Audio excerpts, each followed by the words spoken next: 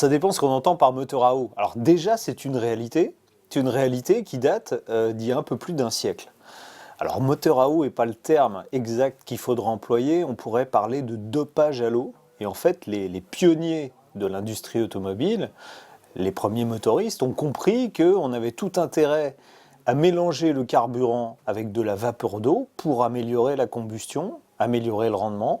Bon, diminuer la pollution à l'époque, c'était absolument pas un problème, mais aujourd'hui, ça va ramener le moteur à eau, entre guillemets, ou plutôt le dopage à l'eau sur le devant de la scène, puisque ça présente de multiples avantages. Alors, qu'est-ce que l'eau peut apporter à nos moteurs actuels? Ça peut apporter une dépollution. Par exemple, en ce moment, on parle beaucoup du diesel.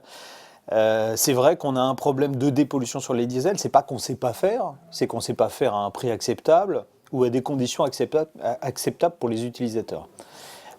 Grâce à un dopage à l'eau, c'est-à-dire en ajoutant de l'eau au moment de la phase, juste un peu avant la phase de combustion, ça permettrait de diminuer de façon spectaculaire les émissions de particules, donc plus besoin d'un filtre à particules aussi gros, et de diminuer surtout les oxydes d'azote, qui sont encore le problème qui reste aujourd'hui pour les diesels, puisque on a vu qu'en dehors du cycle d'homologation, ils émettaient trop d'oxyde d'azote. Cette injection d'eau permettrait de diminuer, alors dans des proportions, on est 10, 20, 50 fois. Donc là, on arrivera à passer les normes anti-pollution sans problème, et surtout, on pourrait dépolluer un diesel dans toutes les conditions de roulage, et pas simplement sur le cycle d'homologation.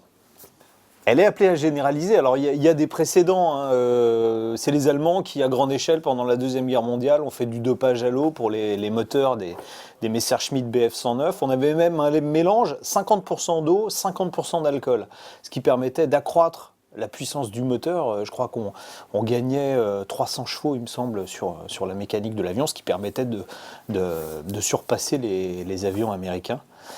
Ensuite, dans les années 50-60, il y a eu une explosion de projets qui allaient dans ce sens. Tout le monde sait que ça fonctionne, c'est ça le paradoxe, et ça n'a jamais été développé en série.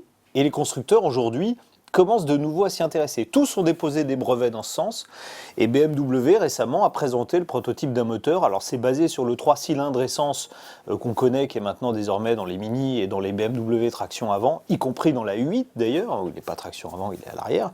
Et grâce au dopage à l'eau sur un moteur à essence, on va pouvoir abaisser la température de combustion, donc on n'aura plus besoin, parce qu'on est obligé sur un moteur à essence, d'enrichir le mélange dans les phases d'accélération forte pour refroidir le moteur. Donc c'est pas très intéressant en termes de rendement énergétique. Donc là on n'aura plus besoin de ça. Ça va permettre d'augmenter le taux de compression, d'augmenter l'avance à l'allumage. En clair, ça permet d'augmenter la puissance de 10-15%.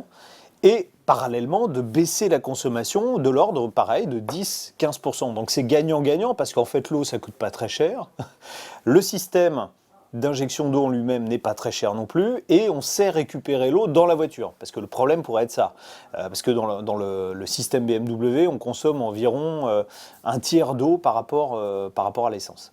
Donc il faudra avoir de l'eau dans les voitures, et de l'eau dans les voitures, on en fabrique quand on a la climatisation qui est en route, avec la condensation, on voit tous l'eau qui goutte sous les voitures quand elles sont au feu rouge l'été, donc on récupérera cette eau-là pour s'en servir dans le moteur. Donc c'est vraiment quelque chose qui va arriver, et je pense là que le Dieselgate, on peut l'appeler comme ça maintenant, va accélérer justement le processus d'arrivée de l'eau dans nos moteurs. Donc le moteur à eau n'est pas un fantasme, c'est une réalité, c'est même sans doute le futur du moteur thermique. Jusqu'à présent, on n'en a pas trouvé, ça n'a que des avantages, si ce n'est qu'il faut trouver de l'eau à un moment ou à un autre. Il faut soit un réservoir, soit effectivement la fabriquer dans la voiture par condensation.